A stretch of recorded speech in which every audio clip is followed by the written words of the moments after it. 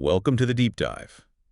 Have you ever noticed your fingers or toes getting intensely cold, maybe even changing color in a way that feels, well, just wrong? It Mm. might seem like just a minor thing, but today we're plunging into a topic that shows this common experience can actually be far more complex, sometimes even a sign of something bigger. That's absolutely right. We're taking a deep dive into some expert source material focused on something called Raynaud Phenomenon. Raynaud Phenomenon. Yep. And our mission here is to unpack this information to really understand what it is, why it happens, and maybe most importantly, what it could mean for you or someone you know. We're trying to pull out the essential insights. Okay, and this isn't exactly new, is it? I saw the source mentions observations way back in 1862. Yeah, 1862, Dr. Maurice Raynaud, he noticed people getting what he called transient digital ischemia, basically, temporary lack of blood flow to the fingers kicked off by cold. Huh. But you're saying it's broader than that now. Oh, yeah. While that first look was fingers and cold, our source material makes it really clear pretty fast that this thing is surprisingly broad. It hits more than just hands and feet, and, cold isn't the only trigger. Okay, let's dig in then. So fundamentally, what are we talking about with Raynaud phenomenon? So the source defines it as a vasospastic disorder. Vasospastic. Yeah, think of it like this. The small blood vessels, especially out in your extremities, they go into this kind of abnormal spasm. They clamp down way too hard. Okay. And this leads to intermittent ischemia that's just reduced or even blocked blood flow. Most commonly, yeah, fingers and toes, but like you hinted, other areas too. And the part that people really notice, the visual cue. Right, that's the classic thing, these sudden, really distinct color changes in the skin. And it happens, yes, in response to cold, but also significant emotional stress can set it off too. The source mentions this typical sequence. Mm. White, then blue, then bright red. Can you walk us through that? What's actually happening? Sure, so first, that spasm clamps down the arteries, cuts off the blood flow. That lack of blood makes the digits turn white. That's the pallor. Okay, white is no blood. Exactly. Then, as that spasm holds, any blood that is still trapped in the tiny vessels gets used up, loses its oxygen, maybe pools a bit, causing that blue color. Cyanosis. Right, blue is low oxygen. Yep. Then finally, as the spasm starts to ease up, blood rushes back into those capillaries, which have kind of dilated in response. That sudden rush causes the bright red color rubor. It's like a flush. But, and this seems really important from the source, you don't have to see all three colors. Oh, absolutely. Crucial point. Yeah. Many people only get the white phase or maybe white then blue. Seeing all three is kind of the textbook picture, but it's definitely not what everyone experiences. The source also touched on a few related things, like acrocyanosis and chilblains. Yeah, it mentions those. Acrocyanosis is more of a continuous blue look to the hands or feet, not episodic like Raynaud's. And pernio or chilblains, those are like itchy, burning bumps you get from cold exposure. So related vessel issues. Exactly. They highlight that this underlying problem of blood vessels reacting weirdly to cold isn't just the specific Raynaud's pattern. Right. Levato reticularis, that sort of net-like bluish pattern on the skin that gets worse with cold, that's another one mentioned. And the body parts. We said fingers and toes, but the list went on ears, nose, face, knees. Yep, all those. And then the surprising ones. The nipple is specifically called out, which can be a real issue, causing painful breastfeeding. Wow, okay. And even the penis. So definitely not just cold fingers. Now, you mentioned something really critical, the difference between primary and secondary Raynaud's. Yes, this is probably the most important distinction to grasp. Primary Raynaud's just happens. It occurs on its own without any other underlying disease causing it. The source sometimes calls it Raynaud disease or syndrome. Okay. And secondary Raynaud phenomenon. That's when you have the same kind of symptoms, the color changes and all that, but they're happening because of some other medical condition. Often it's a connective tissue disease, things like scleroderma, or maybe another issue messing with blood vessels or circulation. And how do they typically differ in, like, severity or outcome? Generally speaking, primary Raynaud's tends to be less severe. The episodes are usually totally reversible. It doesn't often lead to permanent damage like skin ulcers or, tissue loss. Whereas secondary? Secondary, because it's linked to an underlying disease that might actually be damaging the vessels over time, can be more severe. It's more likely to result in permanent skin changes, maybe scarring, and those really concerning ulcers. But the source threw in a caution there, right? That Yeah. primary isn't always just mild. That's right. It's a really good point. Even without an underlying disease causing it, just having the symptoms themselves can really impact someone's quality of life. A study mentioned showed people with primary Raynaud's had, reduced quality of life, more anxiety. It's not always benign. And here's a point that caught my eye, maybe slightly worrying. Someone diagnosed with primary can actually end up developing a secondary cause later. Absolutely. This is fascinating. The source says somewhere between 10% and maybe 30% of people who are initially told they just have primary Raynaud's will eventually, down the line, get diagnosed with a systemic connective tissue disorder. Wow. And this can happen years, sometimes even up to 20 years after their first Raynaud's symptoms appeared. So they essentially, transition from primary to secondary. So the initial diagnosis isn't necessarily the final word? What about just how common this is overall?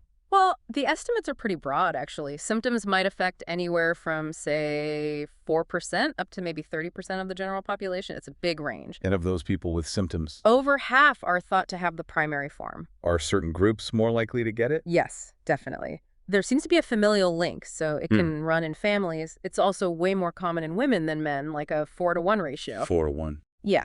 And onset is typically between the second and fourth decades, so teens to 30s, roughly.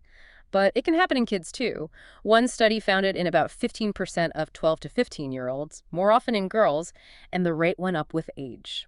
Does where you live or what you do for work make a difference? It sure does. Cold, damp climates or just winter weather can definitely increase how often it happens and how bad it is. And certain jobs, especially anything involving using vibrating heavy equipment, think jackhammers, chainsaws, those are strongly linked to developing Raynaud symptoms. Okay, so we've got a handle on what it is, the two main types. Let's get into the weeds a bit. How does this actually happen in the body? The anatomy, the function, the plumbing, basically. Right, the mechanics. So if you zoom right into the fingers, you've got arteries branching down, getting smaller and smaller, ending in these tiny vessels in your fingertips. The source does point out that the circulation right at the end can vary quite a bit between people. And I mentioned these special connections. Arteriovenous. Anastomosis, shunts. Yeah, AV shunts. You can think of them like little bypass roads. They connect small arteries directly to small veins, skipping the main capillary beds where oxygen usually gets delivered. Okay, why have those? Their main job is temperature control. When you're warm, they're wide open, letting lots of blood flow near the skin surface to radiate heat away. But when you get cold, They shut down. exactly, they clamp down tight to keep your core body heat from escaping through your extremities. It's a heat conservation thing. And they're controlled by your sympathetic nervous system, the fight or flight system. So what's the problem in Raynaud's then? The problem is when these shunts close down in the cold, which is normal, the blood flow to the actual capillaries, the tiny vessels that feed the tissues with oxygen, that flow isn't maintained like it should be. It gets shut down too, or much more than it should. Ah, okay. And the source also said that in more severe cases, primary or secondary, there can be actual physical changes to the arteries themselves. Yes, like narrowing or even blockages. That's when it moves beyond just a functional spasm and becomes a structural issue within the vessel wall itself. Got it. So let's zero in on the why for primary Raynaud's first. The source says the exact cause isn't nailed down, but it involves an extreme reaction. Yeah, basically an extreme response by specific receptors. They're called alpha-2 receptors on the blood vessels when they sense cold.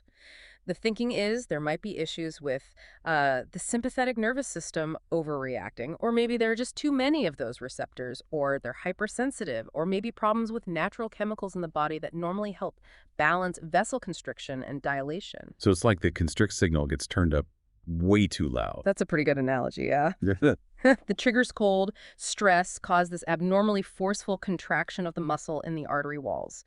And interestingly, the source points out a key finding. People with primary Raynaud's can actually have lower blood flow in their fingers even when they're warm, not just during an attack. Huh. That suggests it's not just about the trigger response then. Exactly. It seems like there might be a lower baseline blood flow and pressure to begin with. And the source talks about this potential receptor imbalance, maybe more of the receptors that cause constriction and fewer of the ones that cause relaxation, making the vessels just generally more prone to clamping down. Okay. And other things might play a role too, like changes in the blood itself making it harder to flow, or imbalances in certain chemicals that control vessel tone. It even mentioned some older theories, like Sir Thomas Lewis thinking the problem was just in the finger artery itself. Right, the local fault theory, or the idea that the entire sympathetic nervous system is just generally overactive. Though the source notes the evidence for that is a bit mixed. It might be less about the whole system being overactive and more about the vessels being hyperresponsive to normal signals. Complex stuff. Yeah. And they also mentioned this idea of a more generalized functional abnormality, maybe linking Raynaud's to other conditions that involve vessel spasms, like, say, migraines. It definitely sounds like a mix of factors. Okay, now, what about secondary Raynaud's? How does having an underlying condition cause these same symptoms? So here, it's the disease process itself that's disrupting things. It damages or interferes with how the blood vessels normally work, leading to that decreased blood flow and pressure. And scleroderma is the classic example you mentioned. Yes, and it's so important because Raynaud's is very often the very first symptom people notice. Scleroderma actually causes physical changes, scarring and thickening of the vessel walls, damage to the lining. This not only makes them spasm more easily, but also physically narrows them. Making it harder for blood to get through. Exactly. And the source makes the point that in these patients, it's not just the fingers. This vascular problem can affect organs like the lungs, kidneys, heart. That's why it's called systemic scleroderma. And that reperfusion injury idea damage when blood flow returns can also make things worse. Right, that cycle of ischemia and then reflow can further alter how the vessels react over time.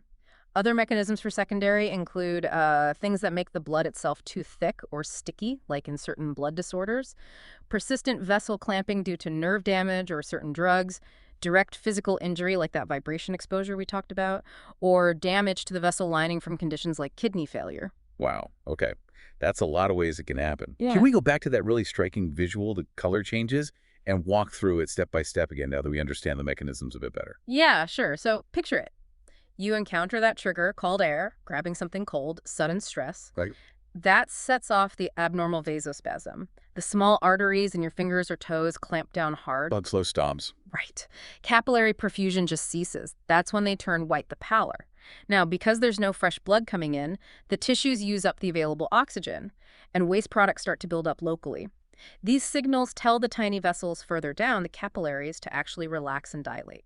But the main pipes upstream are still closed. Exactly. So you might get a tiny bit of relaxation in the artery, just enough for a trickle of blood to seep into those now wide-open capillaries. But that small amount of blood quickly loses its oxygen because the flow is so slow. That leads to the blue color cyanosis. Got it. Then what? Then finally, the main arterial spasm lets go. It relaxes. And the floodgates open. Pretty much. Blood rushes back into those dilated capillaries. That causes the bright red color, the rubor, or reactive hyperemia.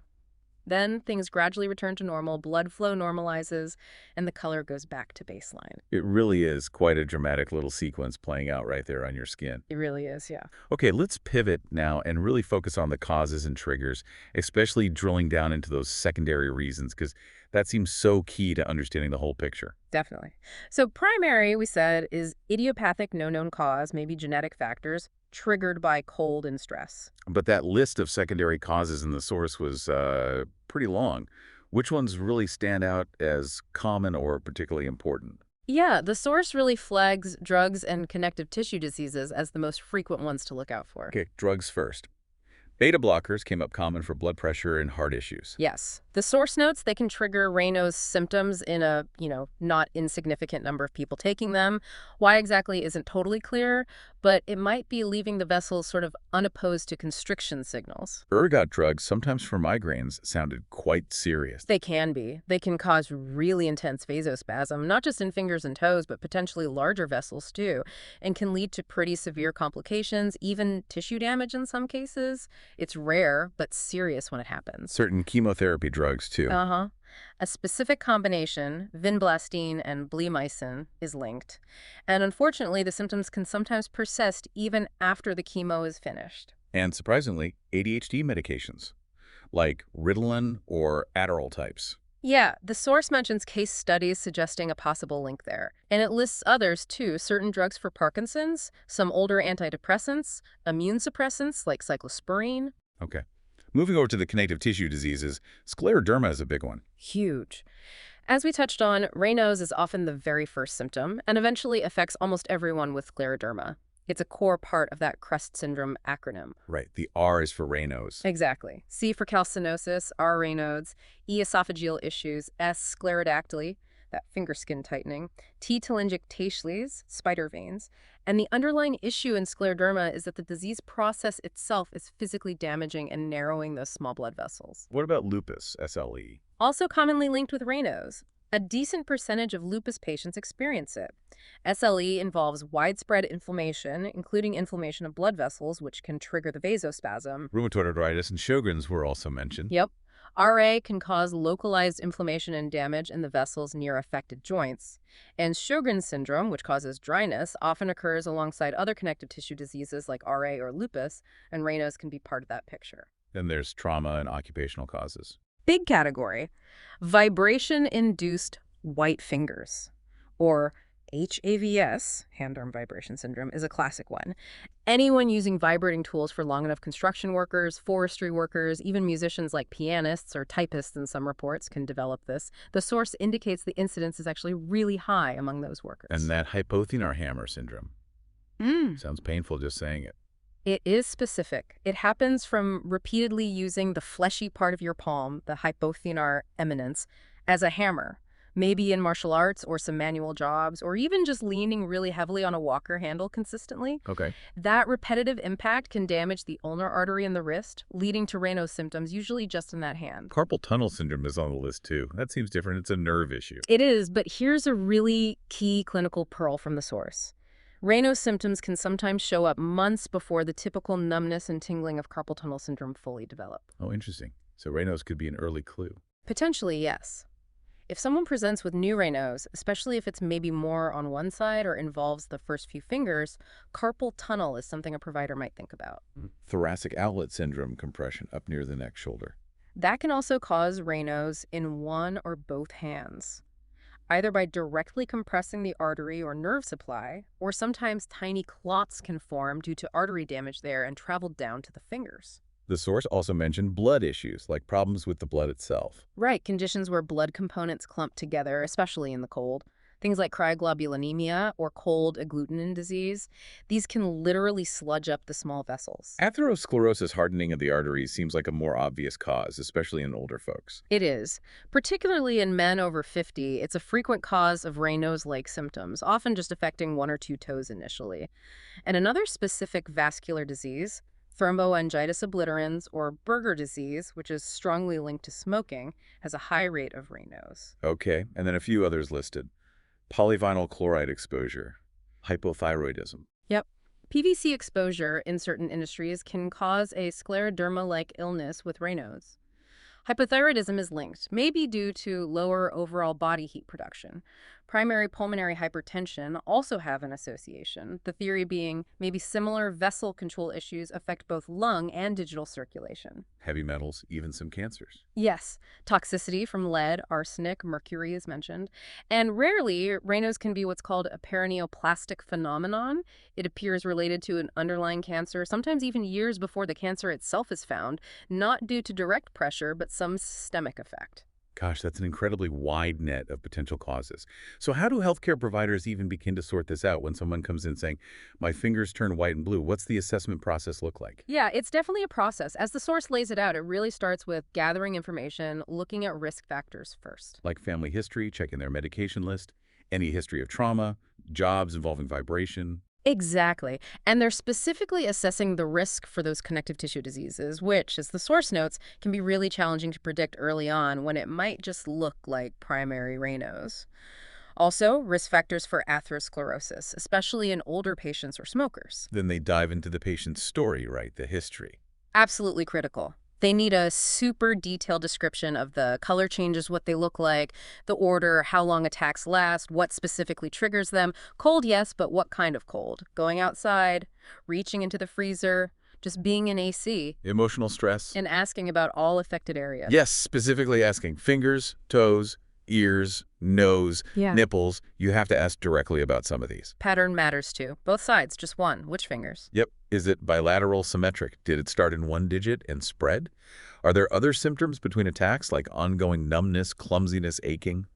Age at onset is a big clue. Younger onset points more towards primary. And crucially, asking about any skin changes. Vital. Any skin thickening. Pitting scars on the fingertips. Any sores, cracks, ulcers, or heaven forbid, signs of gangrene. That's a huge red flag for secondary or severe disease. And then they do a really thorough review of systems. Looking for clues of those underlying conditions. Exactly. Asking about fatigue, rashes, joint pain, dry eyes, dry mouth, trouble swallowing, shortness of breath, chest pain, GI issues, urinary issues, painful breastfeeding, erectile dysfunction, history of miscarriage. It covers a lot of ground trying to find any hint of an associated disorder. Muscle weakness, thyroid symptoms, bleeding or clotting problems, nerve symptoms, even anxiety or depression. Wow, okay. Then comes the physical exam. What are they looking for? Well, in straightforward primary Raynaud's, the exam between attacks might actually be pretty normal. Digits might feel cool. You might be able to trigger the color changes with a cold stimulus. Pulses should be strong and equal. Maybe see some livida reticularis. But if it's secondary, the findings could be all over the map. Right. You might see those trophic changes, ulcers, pitting scars, tight, shiny skin, maybe even early gangrene. Signs of a specific connective tissue disease like swollen joints, rashes, the sclerodactyly. Signs of poor circulation like decreased pulses, hair loss on toes. Evidence of trauma like calluses over the hypothenar area, or muscle wasting in the hand suggesting nerve compression. The source mentioned a couple of specific in-office tests. Allen test and Adson maneuver. Yeah, the Allen test checks the blood supply to the hand from the two main arteries in the wrist, the radial and ulnar. Basically, it checks if each one is doing its job and if the connection between them is open. Okay. And the Adson maneuver is one way to check for thoracic outlet syndrome, seeing if certain neck and arm positions compress the artery or nerves up by the collarbone and affect the pulse. They'll also carefully check pulses all the way up the arms and down the legs. Does the assessment change much depending on the patient's age? Somewhat. In kids and young adults, Raynaud's happens, more often in girls, often primary. But providers still need to consider secondary causes, maybe linked to activities, sports, early occupational exposures, or even substance use. And always keeping in mind that 10–30% might develop a CTD later. Scleroderma itself is rare in childhood, though. For women of childbearing age. The higher prevalence is key, especially for conditions like scleroderma, which peak in these years. And again, that specific issue of painful breastfeeding due to nipple Raynaud's is something the source flags to ask about explicitly. And in older adults. Primary Raynaud's starting late in life is unusual, so the suspicion for a secondary cause goes way up. Focus is often on atherosclerosis, maybe effects of chronic conditions, medication side effects, or even things like prolonged walker use causing hypothenar hammer syndrome. And just generally, higher risk of injury from cold or falls complicates things. Okay, so once Raynaud's is suspected, especially if it looks possibly secondary, diagnostic tests often come next. What's the goal of testing? The source is clear. The main goal of testing is to look for or rule out those underlying secondary causes, especially if the patient is male or female but older, say over 40, or if the symptoms are severe, asymmetric, or there are already skin changes like ulcers. What tests are usually done first? Often some basic blood work, a complete blood count, CBC, an inflammation marker like ESR or CRP just gives a baseline, and importantly, an ANA test. The anti-nuclear antibody test. What does that tell you? It's a screening test for autoimmune conditions. A positive ANA doesn't automatically mean you have lupus or scleroderma, but it significantly raises the suspicion, especially if the titer is high or there's a specific pattern. The source says a positive ANA really increases the odds an underlying connective tissue disease is present or will develop, even if it looks like primary Raynaud's initially. Urinalysis, too, basic kidney check. Okay. What about imaging? Maybe a chest x-ray looking for lung involvement seen in some CTDs, an echocardiogram to check the heart. Hand x-rays can sometimes show calcium deposits or bone changes. And specific tests for blood flow. Yeah, non-invasive vascular tests are really useful. The source specifically highlights digital blood pressure measurement with cold challenge as being probably the most helpful objective test for diagnosing primary Raynaud's and assessing its severity. How does that actually work? They put little blood pressure cuffs on your fingers, get a baseline reading, then carefully cool your hand down to specific temperatures and measure how much the finger blood pressure drops. A significant drop confirms that exaggerated vasospastic response to cold. Okay. Other vascular tests? Pulse volume recordings can show waveform changes with temperature. Duplex ultrasound can look closely at specific arteries for blockages or damage. Invasive tests like arteriography, where they inject dye, give the best pictures of the vessels, but are usually reserved for planning surgery or when a specific blockage or injury is suspected, not really for diagnosing primary RP itself. And a couple of specialized tests mentioned. Nail fold capillaries. Right. Nail fold capillary microscopy. This is neat. They look at the tiny capillaries at the base of your fingernail under magnification. In primary Raynaud's, they usually look normal, but in secondary Raynaud's, due to connective tissue diseases like scleroderma, they often look abnormal, dilated, distorted, or even missing. It's a good way to help distinguish. Makes sense. Other tests might include nerve conduction studies, EMG if carpal tunnel or nerve issues are suspected, Yeah. or maybe CT or MRI scans for looking at larger vessels or structures. And finally, the source mentioned these historical criteria for diagnosing primary Raynaud disease from Allen and Brown back in 1932. Yeah, kind of the classic definition. The key points were vasospastic attacks brought on by cold or emotion. The attacks happen in both hands, bilateral symmetry. There's no gangrene. Or if there is, it's very minimal skin damage only. There's no evidence of any other underlying disease that could be causing it, and the symptoms have been going on for at least 2 years. Okay, that gives a really good picture of diagnosis. Let's shift to management. What can people actually do about Raynaud's? Well, the source really emphasizes prevention first and foremost. This applies to both primary and secondary types. It really boils down to avoiding those known triggers. Cold is number one. Absolutely. Avoiding cold exposure whenever possible. That means thinking about air conditioning, handling frozen foods, cold weather activities, even swimming in cold water. Dressing warmly is key layers, good hat, warm socks, and importantly, mittens are generally better than gloves. Why mittens? Because your fingers are together inside, sharing warmth, rather than being isolated in glove fingers. Also avoiding cold pressure, like holding a cold drink can or cold steering wheel. And smoking is a huge no-no. Huge! Nicotine constricts blood vessels, making attacks much more likely and potentially worse. Also avoiding any medications known to trigger your Raynaud's, if possible, by discussing alternatives with your doctor. And avoiding injury. Yes, particularly relevant for occupational causes, trying to minimize vibration exposure, not using your hand as a hammer. And if atherosclerosis is playing a role, then all the usual prevention for that applies: diet, exercise, weight management, blood pressure control, not smoking. Okay, so prevention is key. What about just conservative management day to day? The absolute core principle here, according to the source, is maintaining total body warmth. Not just keeping hands warm. Right. If your core body temperature drops, your body will naturally try to conserve heat by reducing blood flow to your extremities. So keeping your core warm helps keep those vessels open. Loose-fitting layers, covering head, hands, feet. Using chemical hand or foot warmers can be helpful, but cautiously, especially if there are any skin ulcers present. Stress reduction, too. Yes, since emotional stress is a trigger, finding ways to manage stress is important. Identifying stressors, using relaxation techniques. Okay, but if those conservative steps aren't enough, then medication might be considered. That's right. If lifestyle measures don't control the symptoms adequately, pharmacotherapy is the next step. Which drugs are typically the first line? Calcium channel blockers are generally the most widely used and best studied class for Raynaud's. They work as potent vasodilators. They help relax the smooth muscle in the blood vessel walls, preventing or lessening that spasm. Things like nifedipine. Exactly. Nifedipine, diltiazem, amlodipine are examples. The source mentions they can reduce how often attacks happen and how severe they are for a good number of patients, maybe up to 2/3.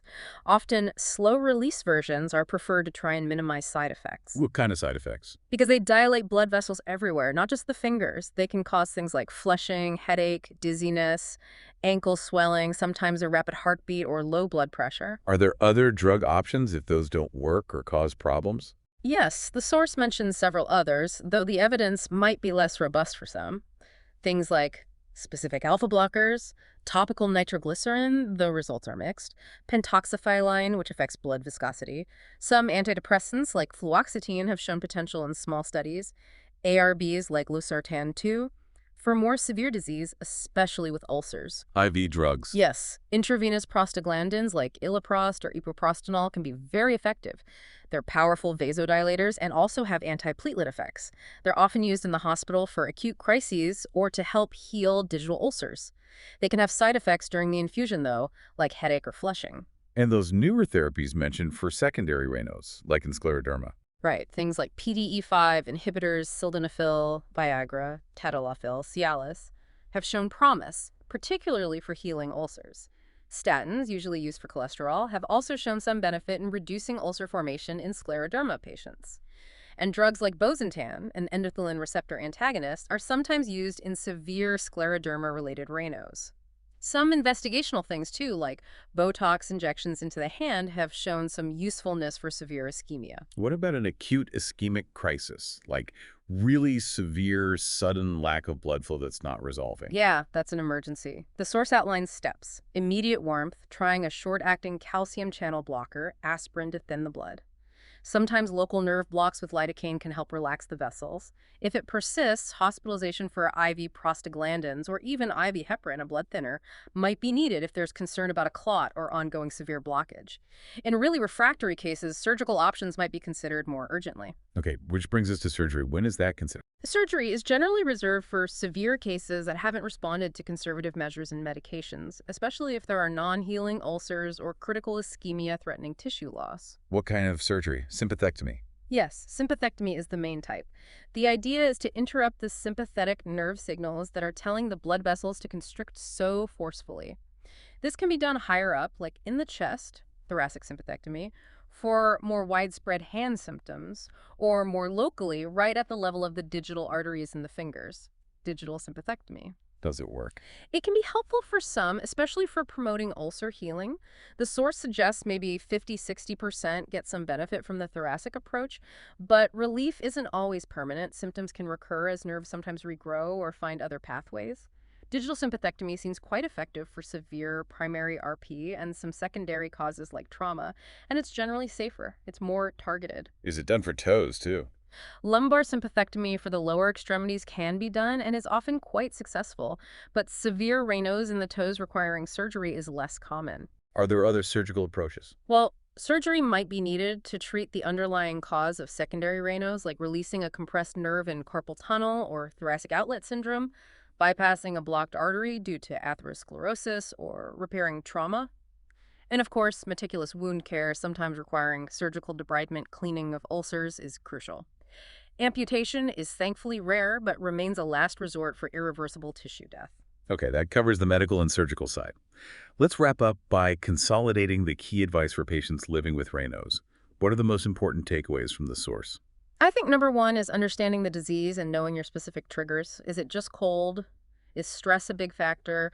Are certain drugs making it worse? Identifying those is step one. And then avoidance, prevention. Absolutely. Keep your whole body warm, layers, hat, gloves, or mittens preferred, warm socks. Avoid abrupt temperature changes. Avoid cold pressure. No smoking. Seriously, that's huge. Maybe limit caffeine. Manage stress. Recognize your stress triggers. Practice relaxation. Regular daily exercise is good for overall circulation. What about when an attack happens? Get warm as quickly as possible. Go indoors, run hands under warm, not hot, water, use warmers. Try to relax, deep breaths, de-escalate the stress if that was the trigger. Understand your medications. Yes, know what you're taking, the dose, potential side effects, what to report to your doctor. Know which over-the-counter meds might be problematic, like some decongestants that constrict blood vessels. Be aware of those absolute contraindications, like ergot drugs. And paying close attention to the skin. Critical. Inspect fingers and toes daily, especially if you have neuropathy or severe disease.